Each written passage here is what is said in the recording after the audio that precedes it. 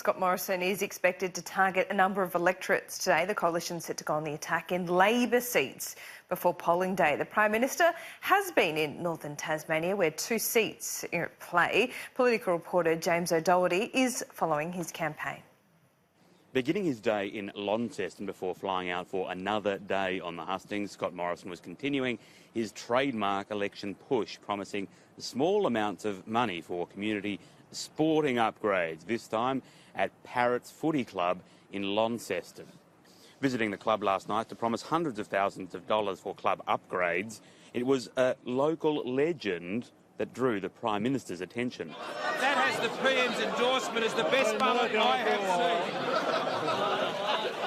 That is champion work. The coalition is hopeful of picking up both Bass and Braddon on Saturday. Both electorates have a history of changing hands, and here in Launceston there is a view that incumbent Labor MP Ross Hart is deeply unpopular. Interestingly, Lyons, a seat being contested by Jessica Whelan, was looking good for the coalition, with Liberal campaigners believing that could be a win. That before Jessica Whelan was dumped over anti-Muslim, anti-refugee social media comments. Scott Morrison is expected to visit a number of electorates today as the election clock counts down.